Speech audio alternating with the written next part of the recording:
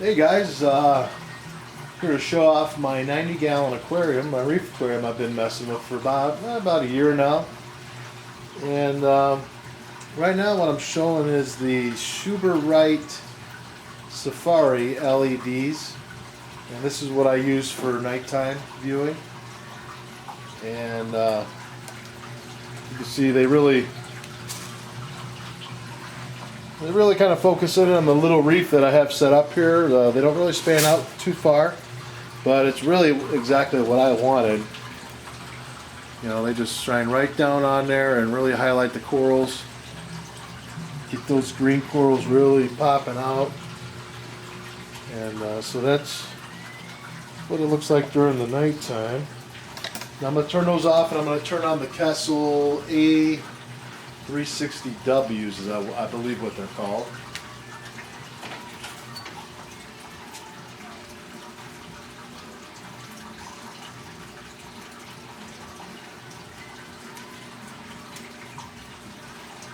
Alright, so there's the Kessels. Now what I'm going to do, first of all, on the top of these Kessels there's two knobs. This one is your color, and then you got your intensity. Okay, so that can all be controlled. Now, if you've ever bought halides, metal halides, you know that different manufacturers and different Kelvin ratings, basically, because you know, Phoenix versus a German 12K, you're going to get two different color looking lights. One's going to be more blue, one's going to be more white, and you're going to pay 60 bucks or whatever and decide, well, I don't really like this color, but I'm stuck with it for 6 months till I got to replace it. So with these, the beauty of this is you can really select what you want, and I'm going to show you. I'm going to turn the right light all the way off. Okay, we'll shut it off. Now on the left, I'm going to go full white spectrum, full intensity. Then I'm bringing this down right now towards the blue. It's about midway there, and then that's full blue right there. Okay. Now I'll turn the intensity down on it until it goes off. I'm going to turn it back on a little bit, and I'm going to creep it back up to white, and that's about midway, and that's about full-blown white right there. And I don't know, I might just keep it something like this for the rest of this shoot, just because I don't think the blue picks up very well. I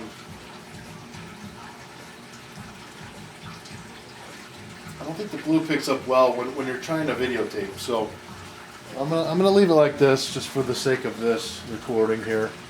I don't really like this color too much. But I've got about, you know, maybe 10 fish in there, nothing real big. Kind of keeping it low. I would like to have a lot more corals. I just haven't done, you know, I haven't added to it lately. But I'm getting ready to maybe make a big purchase on corals. Maybe go spend a couple hundred or $1,000 and just fill this thing up. You know, it's been doing so great. Everything is so, you know, open, and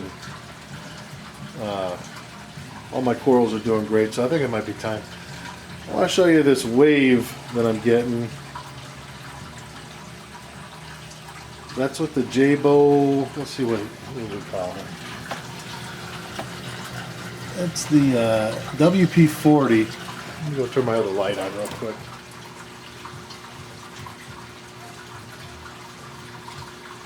So that's the WP40 Jabo. Now that's the older one. That's pretty big. Let me stick my hand in here. I mean, that's how big that sucker is. Okay. And he's pumping. You know what? I don't even have it full blown right now. That's probably about half power. Actually it is. You can see back here. That's the controller back there. We're in the middle there, so that's about half power for the wave. Let's go ahead and crank it up.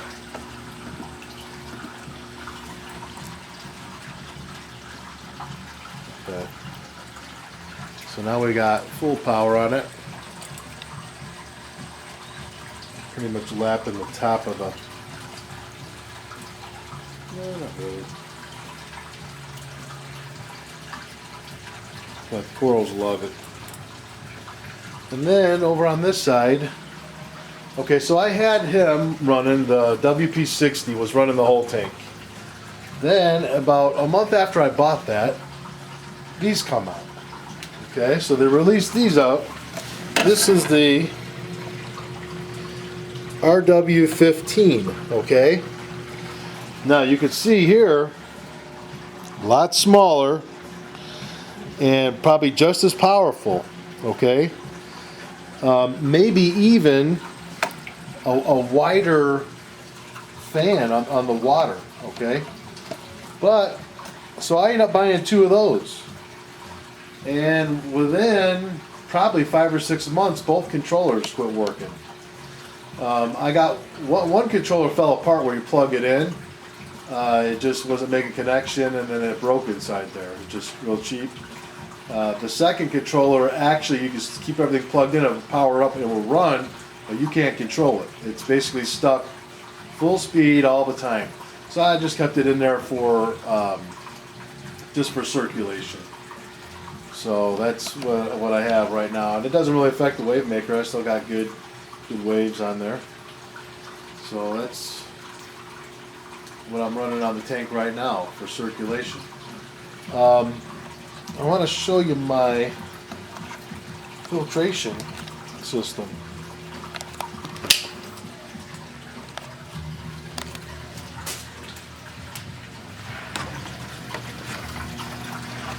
Okay, so I think the best thing today that I've bought since doing reefs, and it's been since I've probably been in 8th grade and I'm 40 now, this Reef Octopus Diablo. Now, I've always wondered how someone could go pay $500-600 for a skimmer, but you always see people raving about these things, and I'm telling you that, you know, buy once, cry once.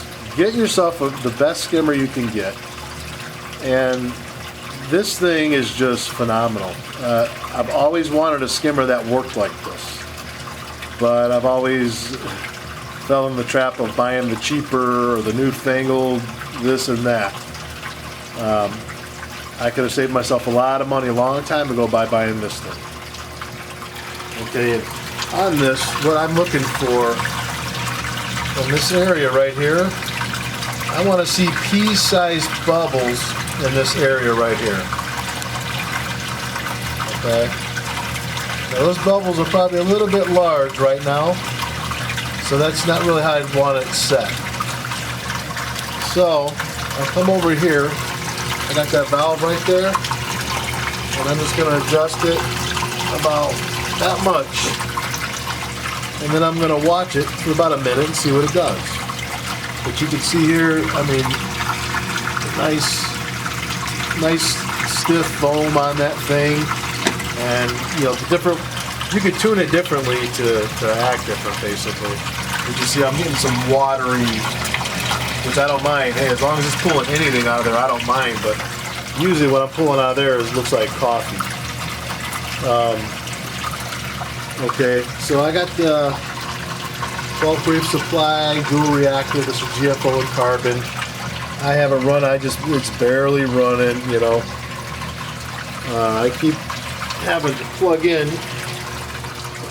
I'm running this Dr.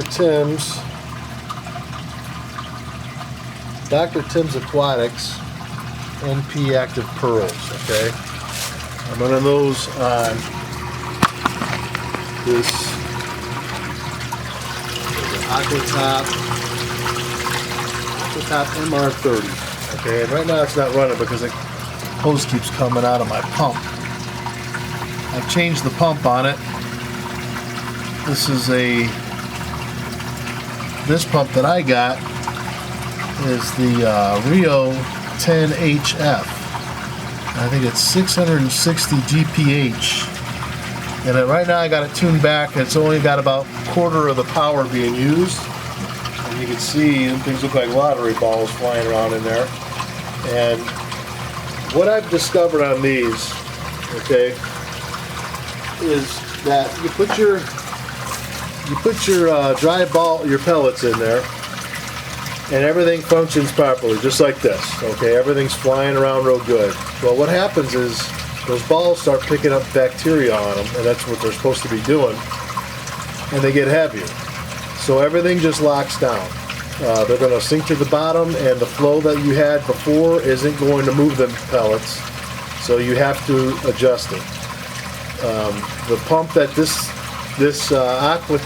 Aquatop came with, not doing the job. I had to end up getting a new pump. So right now this thing works beautifully. I'm not using as many pellets as Dr. Tim's Aquatics would suggest. I'm using probably a third of it. But you know what? It's as long as it's moving, it's doing something. If it's locked down with the proper amount, then it's not doing anything. And you can see all this spongy looking stuff. I believe that that's the bacteria that we're kind of looking for in these. And, you know, I'll tell you, I've had really good luck with not having any outbreaks of nuisance algae in this since I've been running this tank. This is the refugium. Okay, so I've never ran a refugium either. I've always wanted to. This sub is made by Aquarium. It's called the ProFlex Model 4. This is the biggest one they have. And you have different ways you can set up your sump.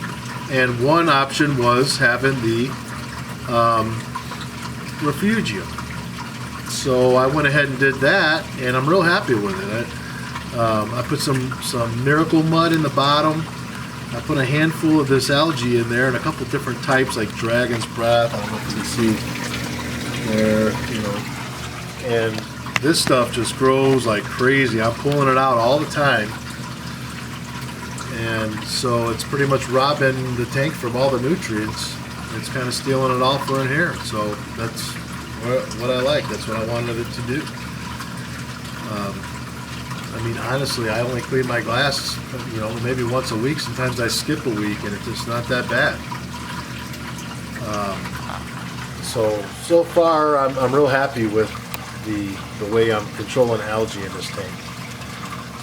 Another thing with my battle with algae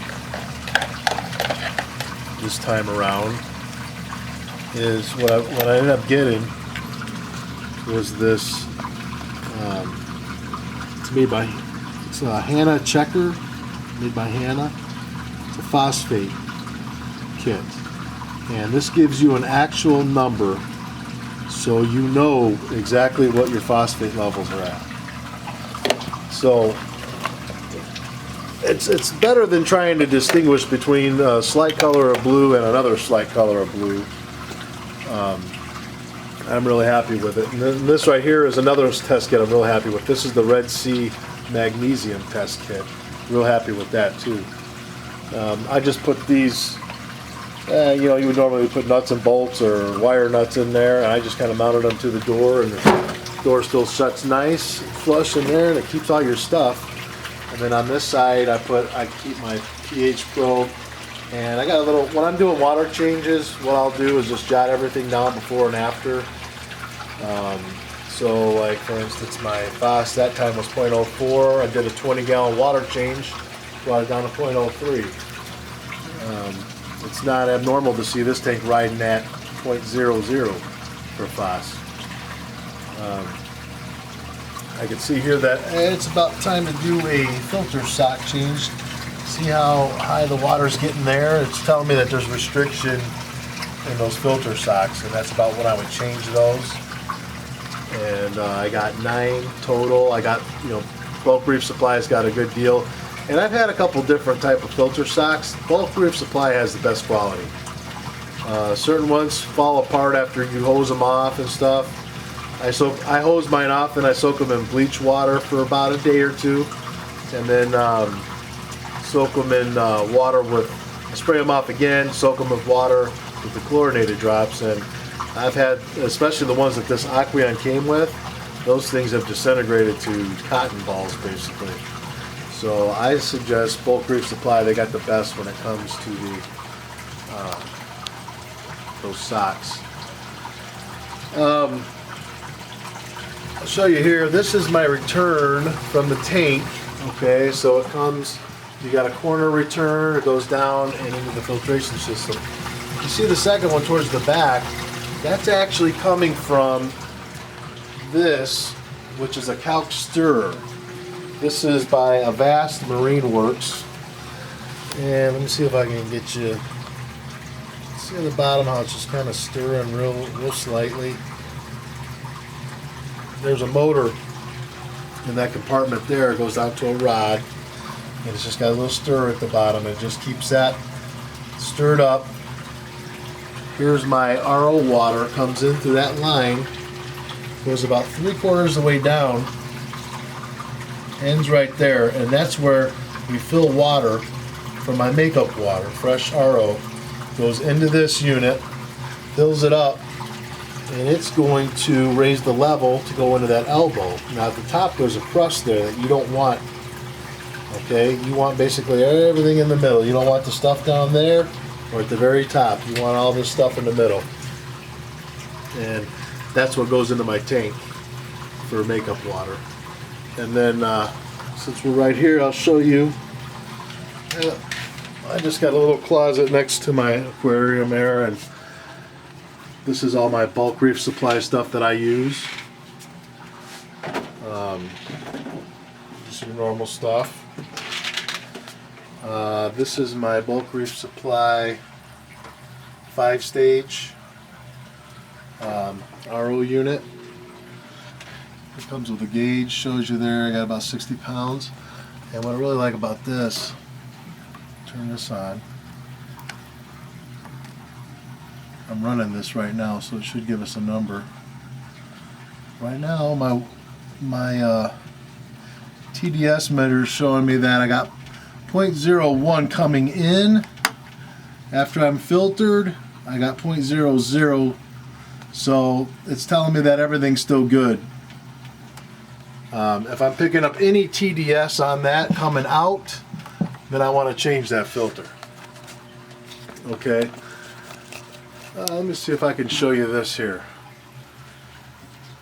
This is how I get water to the tank. Okay. First of all, the RO sends it into this 30-gallon tub. Okay, fully enclosed. Then this is a peristaltic pump. It's going to draw water out of that bin, that tub. Okay. And you can see the little ball moving there, showing you're getting some flow. What it is, there's a lobe gear or something inside there, and there's like a medical type flimsy little tube there, and as the lobes push it up against the housing, it creates like a pressure and draws water up through the bin, goes up through our line there, and goes right into the calc stirrer that I showed you. So I have this set up to run basically 3 times a day. I think when you push in one of these little buttons, it goes for I think 15 minutes. In the wintertime, I've had to up it a little bit. I push 2 buttons on one of the areas there, and it keeps my level perfect.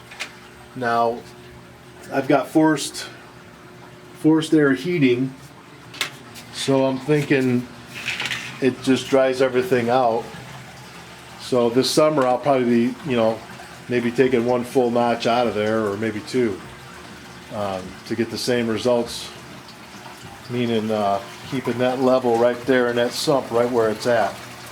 And I've had several different types of auto top-off systems. They've all failed on me, so this one's nice. I like this a little bit better. Yeah, you got to maybe keep an eye on it a little bit more, but you're not going to have a catastrophic event with this. And that thing is actually very expensive. I was using it on my pool to inject chlorine. It wasn't working out for me, so I decided, hey, got it. Why not use it on the old aquarium? So anyway, this is my setup. feel free to ask any questions. I usually do get back to people.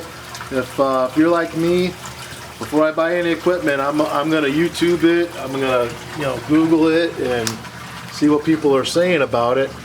I have no problem answering any questions. If you guys got any questions about any of the equipment I'm using here, I'll give you my honest opinion. I'm no expert, but I've been doing it for a while. So let's do a last little view of the fish here that came out.